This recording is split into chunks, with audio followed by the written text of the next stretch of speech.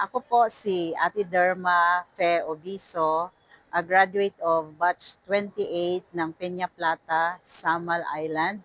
But actually, I belong to Panacan or San Miguel Parish.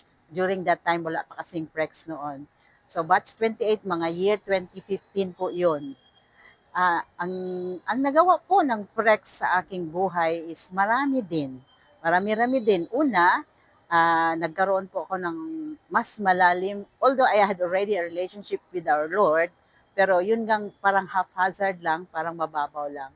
But after prex, naging malalim yun. And the most important is, I believe in myself at napatawad ko yung aking sarili because I thought I am the most sinful person na. But then after prex, and na-realize ko, God is so good, God is so loving, and ano si Lord, hindi siya mapagpatawad na Lord siya. So that time, nagkaroon ako ng tiwala sa aking sarili na mahal ako ng Diyos. So yun, I learned to accept and love myself deeper. And because of that, I also learned to accept and love other persons along the way. Now, its effect after that is, of course, yung bang deeper relations mo kay Lord, so kung kahit anong ipagawa ni Lord sa'yo, pwede mo nang gawin.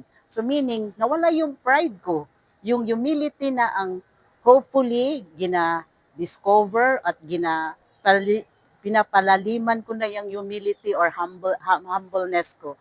Kasi noon, mataas masyado ang pride ko. Especially yung graduate ka ng mas mataas sa iba, so ang feeling mo mas magaling ka sa iba. But ang effect nun sa prex sa akin is, wala na yun, wala na, hindi ko na naisip lahat yun. Kung kahit anong ipagawa, ang tingin ko sa sarili, pinapagawa sa akin ni Lord yun to strengthen me, and then of course, para maging deeper ang relationship naming dalawa. So, ang pinakamalaking effect of my being a humble person is, ano na yun, overloaded na yung kanyang mga blessings.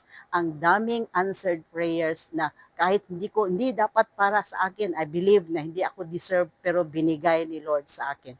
And I'm so very thankful with Prex, lalo na sa mga kuya at ate, kahit saan kami nagkikita, pag may tumawag sa akin na kuya at ate, alam ko, Prex yun. Kaya kami nag-uusap ganun. Maraming salamat.